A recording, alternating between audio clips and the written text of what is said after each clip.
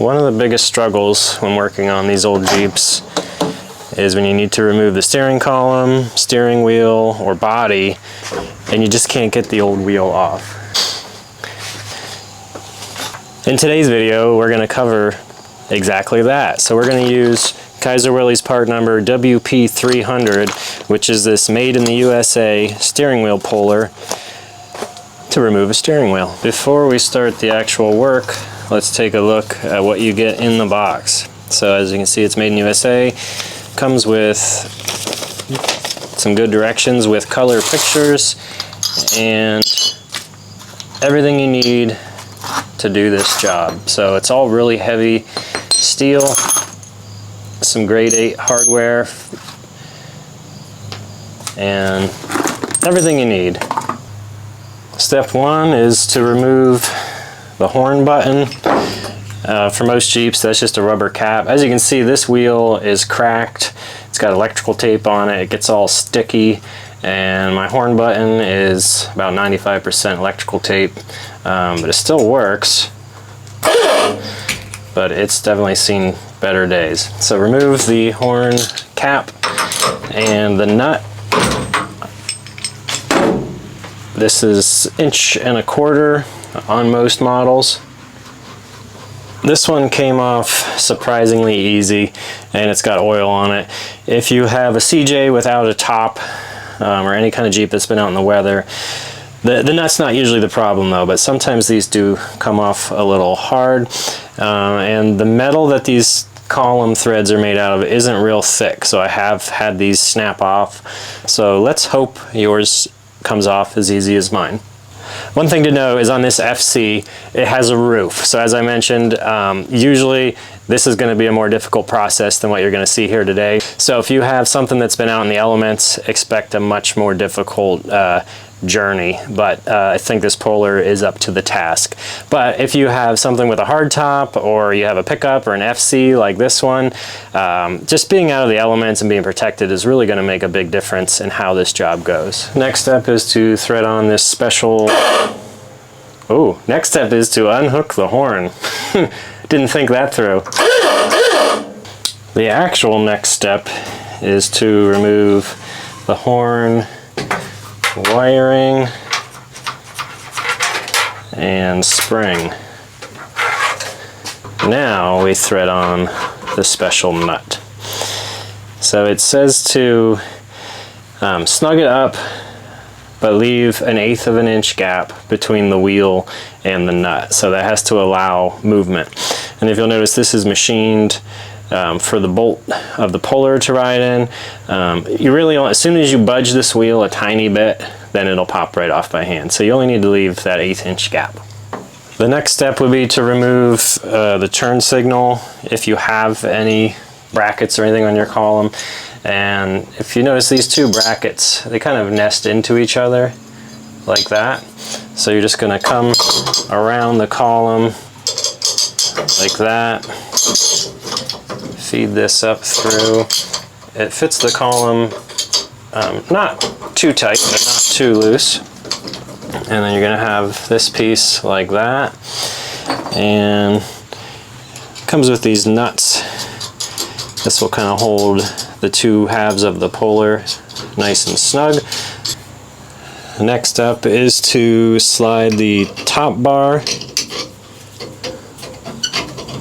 down over, just like that. And it comes with 2 more nuts to put on here. It says in the instructions it's important to keep this bar parallel. Given how thick it is, it would be kind of tricky to get it too far off, but I understand what they're saying.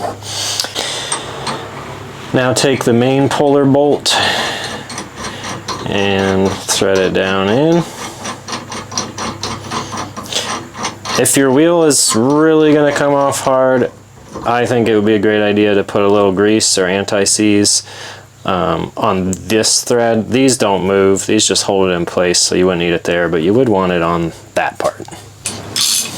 It says specifically in the instructions, do not use an impact, and I I agree, because you're just gonna mess up the puller or maybe damage your column. So I would definitely try it by hand at first. It's a 5/8 socket, and I'm just using a 1/2 inch ratchet. You can get a lot of leverage on the steering wheel, so I'm just holding this and cranking down. If your steering wheel, oop, I can feel it getting loose. If your steering wheel is really falling apart down here, this still could damage it. So you could put down a piece of rubber or a rag if you're worried about saving it. But often we don't care about the wheels, we care about the columns and getting the new wheel on. So it might crumble. You can see this one is chipped out right here, and the puller is still working. Okay, we have movement. So now I'm just gonna take these nuts off here, pull the top bar off, remove the nut.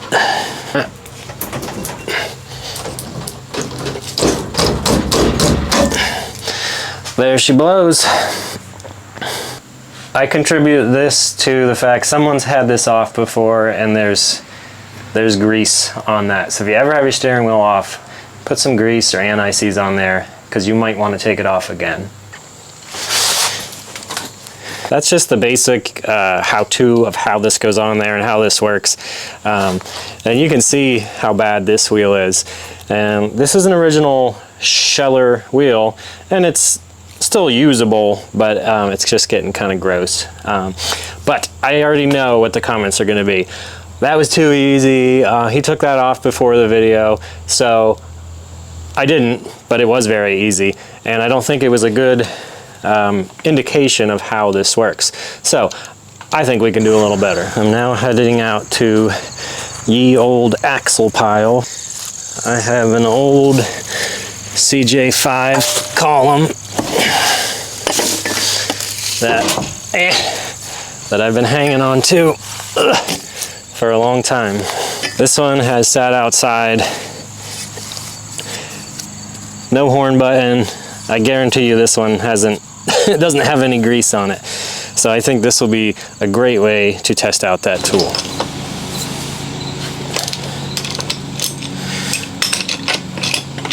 This nut came off easy too.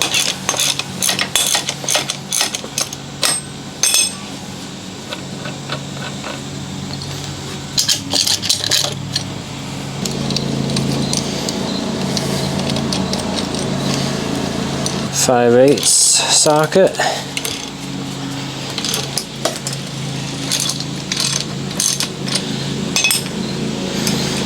Well, that one came off really easy as well. I guess I'm just getting lucky on these steering wheels. Well, they say the third time's the charm. This is the last column I have laying around. I'm really hoping one fights us so I can show you this tool, or maybe the tool just works that good that I don't have to fight it. But so this is a later CJ5 style wheel with the big button, so it has this larger horn button, but everything else should be the same. All right, here we go. Well, I would say I've already had to crank on it more than I did the other one.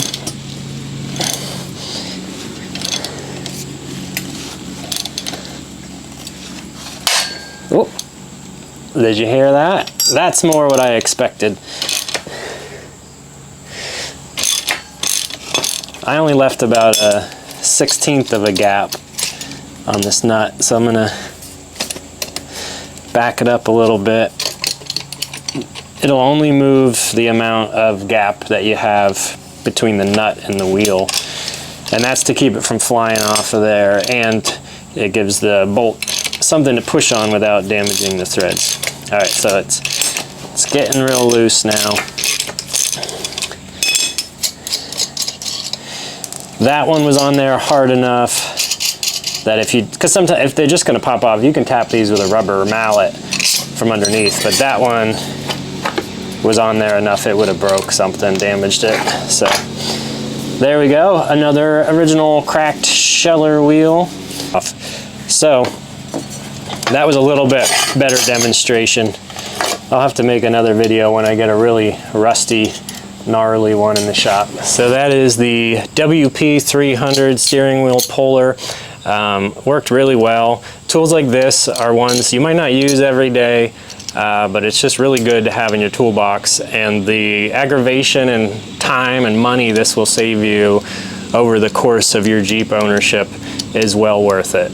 Make sure you use code REDEYEGARAGE10 at checkout. It'll save you 10% on your entire order, including the WP300 puller. Stay tuned for the next video as we install this beautiful ivory steering wheel in the FC. These are a Walks exclusive item. This was one of Walks inventories. So it's just a really good quality, really nice finish, and I think it'll really make your Jeep pop. Kaiser has all the different steering wheels for all the different models of Willys. They also have the low profile steering wheels now, and they have the tools to take them off and put them back on. Thanks for watching. Catch you later.